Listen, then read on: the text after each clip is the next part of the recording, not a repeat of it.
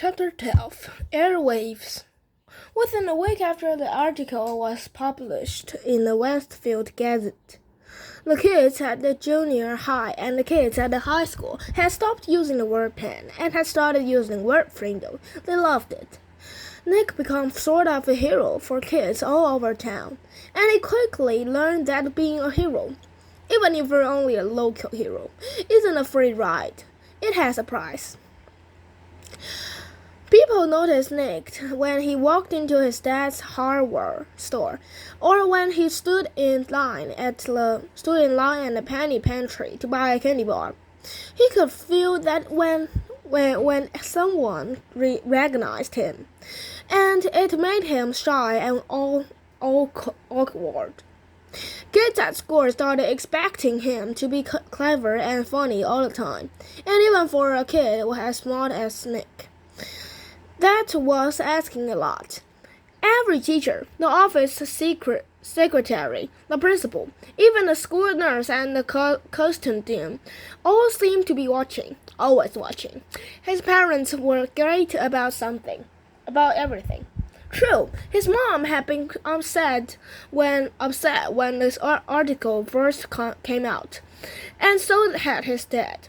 Nick had said, "But I didn't do anything wrong, Mom, and neither did that lady from the newspaper."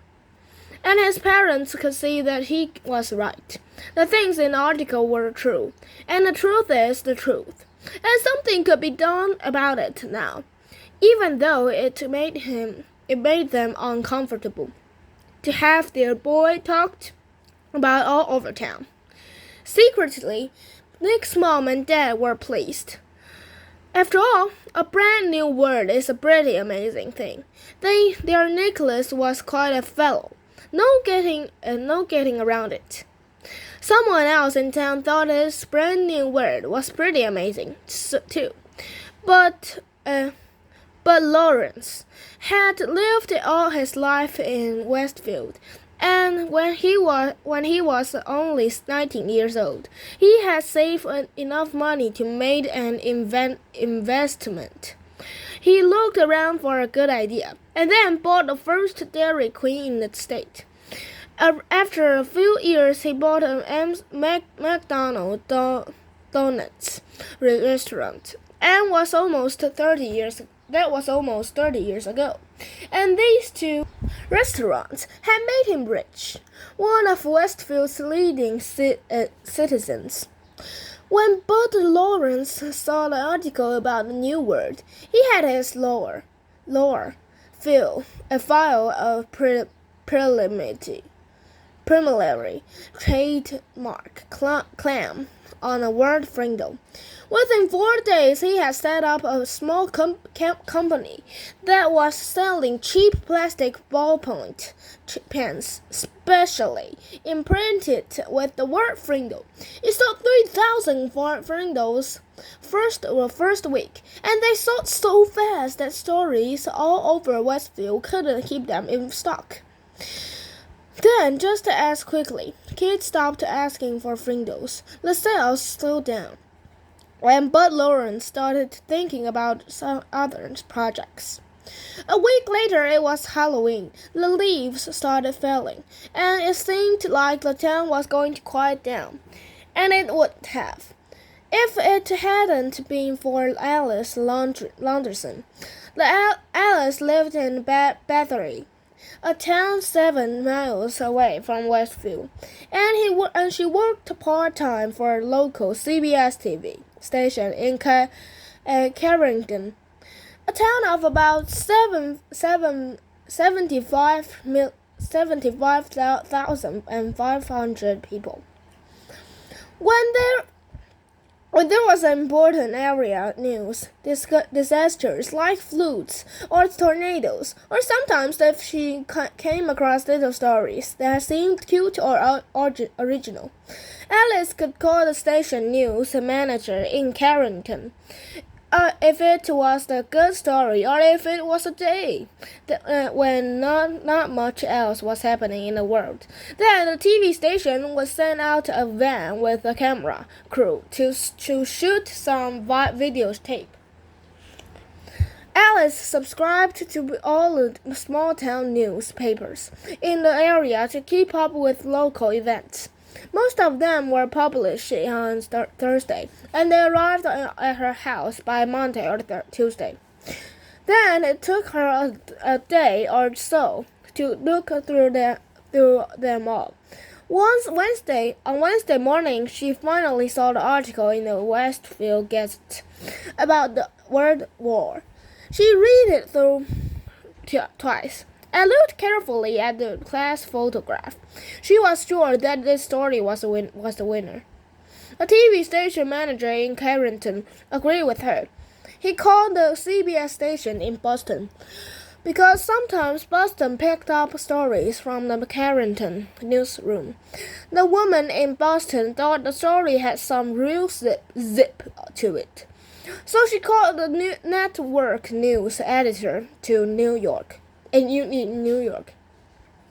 When the facts of the Westfield Gazette article got to New York, the staff there loved it.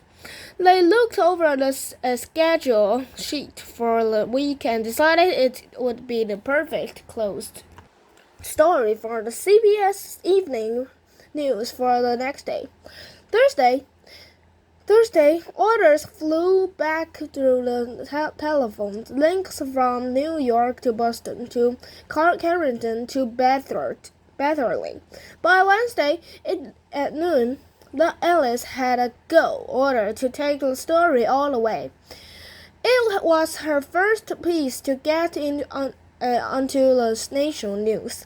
The 20 million viewers would see it. Alice Launderson and her camera crew stood on Mrs. Granger's front porch Wednesday after school. Mrs. Granger was not impressed at all by the lights and the microphones. She looked right into the camera and said, "I have always said that a dictionary is the finest tool ever made for educating young minds, and I still say that.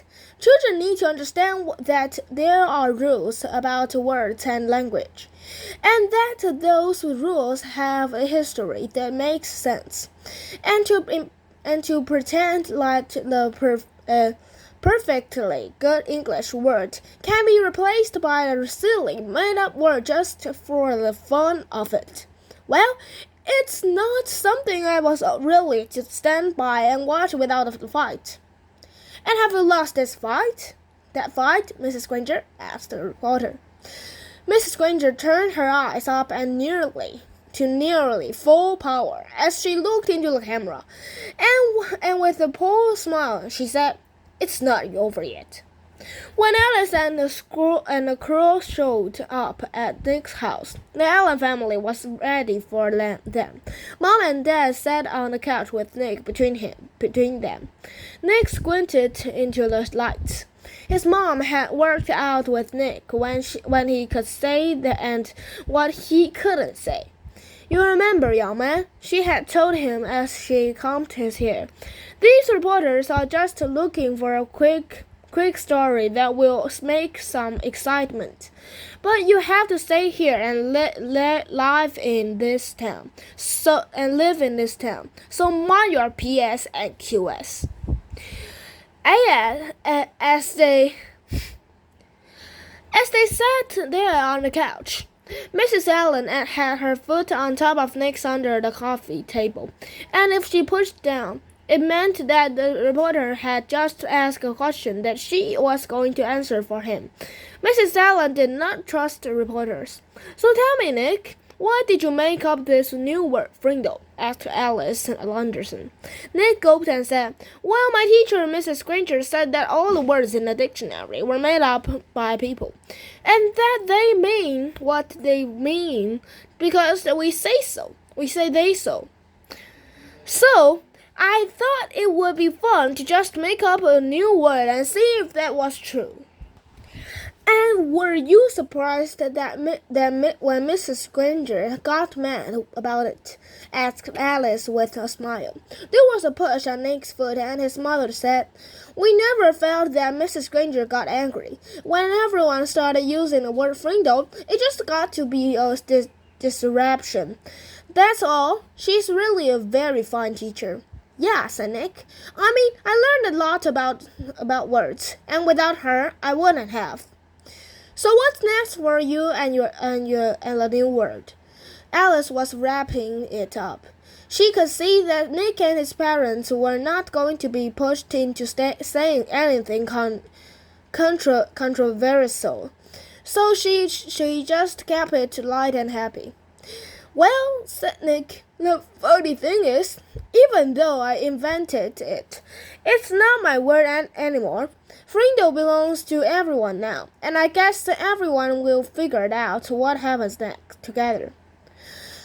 Alice also had a short chat with a worried looking at Mrs. Chatham, and a smile but Lawrence, maker of the official Frindle.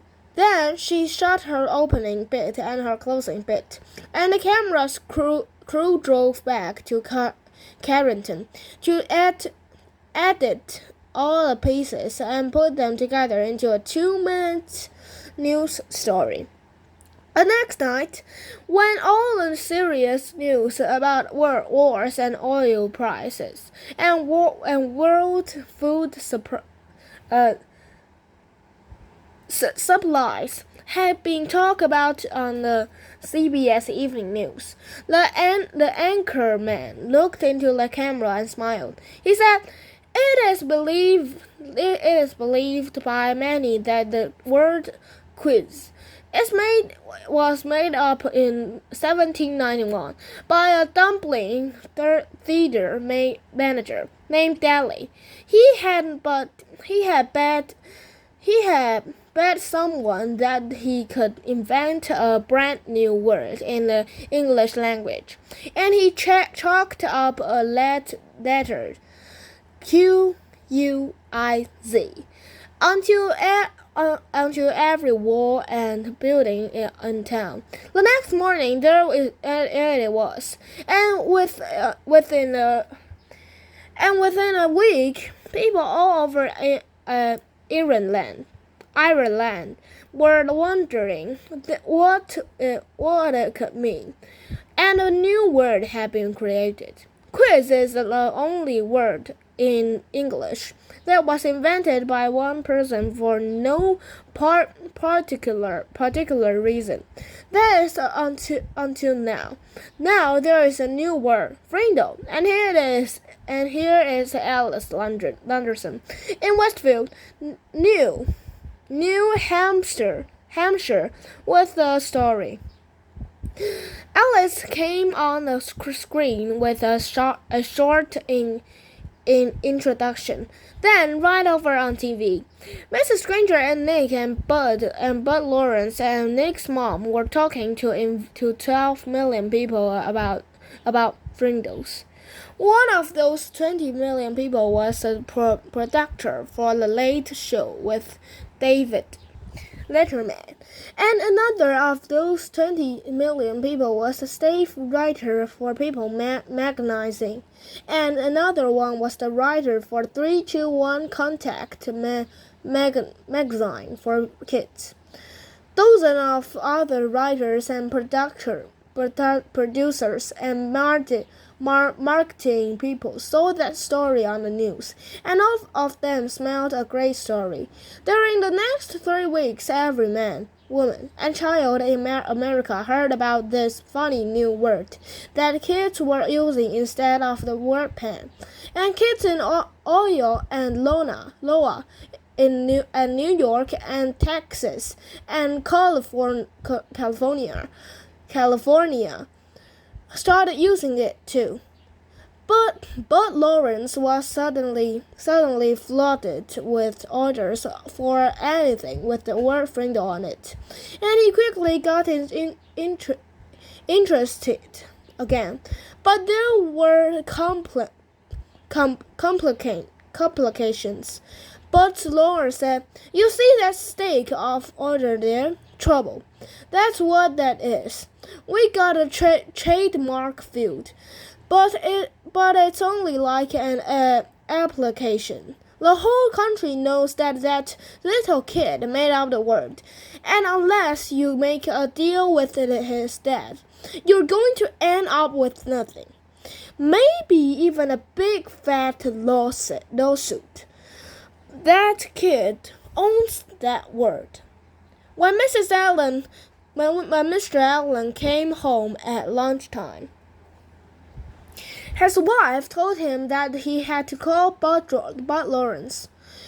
"It's something about the new word." This was not good news to Tom Allen. He was sick and tired of all the fuss and being away from the hardware store so much while all this nonsense was happening had put him weeks behind on his paperwork. He'd be lucky now to get his Christmas ordered in time, even though he didn't really want anything to do with it, but was an old friend. So on the way back to the store, Nick's dad went to Bud Lawrence's office. "Tom, good to see you," said Bud. He stood up and walked around his desk to shake hands. "Have a seat." Tom sat down honestly, and Bud pulled another chair over. Ever seen Westfield too stirred up about anything in your life? You and Jeannie must be pretty bright now. That boy of yours. Bud couldn't remember Nick's name. Tom shifted his chair and nodded. "Yes, it's quite something, that's for sure. But I tell you, Bud, I'm really for it all to just die down and blow away. So too much fuss." Instantly, Bud saw how to get weight he wanted. "Well, Tom, I'm afraid it's not really going to go away. Looks like something started up, and people are really interested. You probably saw those bright red ballpoints around town with the word Frindle on. That was my doing. Just testing the waters. But your boy, he owns that word. I got my lawyer to apply for a trademark a few weeks back, because that's just the way I am. New things comes along. I like to be right there in the middle of it." He grinned at Tom Allen, and Tom smiled back weakly. "Right now, I got a shirt printer in Massachusetts, and another one in Chicago, and another one in Los Angeles, making T-shirts with the word Frindle above the picture of a pen. I mean a Frindle. Each supplier has ordered so far for over 20,000 shirts. Profit on every one of those is going to be $2, maybe $3. And I am talking with some big pen and pencil companies in Hong Kong and Japan about a deal that could be worth some really big money. They've seen this Frindle thing in the media, and they want to buy the rights to the trademark and make a new line of Frindles for kids. I'm not kidding. This is a hot idea." But Bud guessed right. Just the thought of all this made Tom shrink back uncomfortable in his chair. It was way too much fuss. "Tom, let me be direct with you," as the boys got in. You need to do the right thing about all this. I'd like to see where all this is going to go. I'm going to make some risk, spend some money, see what happens. But I need your permission. I need your signature on these trademark papers, and I need to strike a deal with you about permission to use that trademark. I know it seemed like a big ruckus about a word, but we just can't tell what to come of it unless we take some steps. Bob pointed at the paper on his desk. That's a contract, and it's fair and honest. It gives your boy 30% fair, 30% of whatever profits I might make. That's a far reality. Generous of this kind of deal. So what do you say? Make sense? Let me take care of all the fuss and see if some good doesn't maybe come of it all. The paper and the pen were there on the desk next to Tom. He looked at Bud, then reached over, picked up the pen, and signed both copies of the trademark paper and 3 copies of the contract. I've got no reason to doubt you one bit, but and I sure don't want to mess with any of this myself. Is that it? He asked, stand up. No quiet, Tom. Here. Then Bud Lawrence handed Nick's dad a check of 2,250. What's this for? That's what I owe Nick for the sales of Frindle from the first 3 weeks, explained Bud with a smile. Tom looked at the check and said, this is terrific, Bud, and I'm really glad about it because it'll sure help with Nick's college. But I wish you'd just keep this between us. If Nick knew, he'd probably stop mowing lawns, and I'd never get him to save another penny. So just between us, okay? Bud said, sure, Tom, I understand. Just between us. And they shook hands. Mr. Allen left Bud's office and walked across the street to the savings bank. He set up a trust account for Nick, and the bank manager said he could make arrangements with Mr. Lawrence, so any other money could be deposited automatically. That sounded good to Tom Allen. If he never heard another word about it, that would be fine.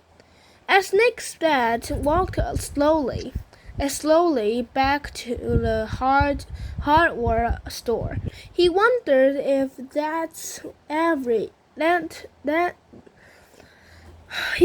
things were ever going to be the same again in his quiet little town.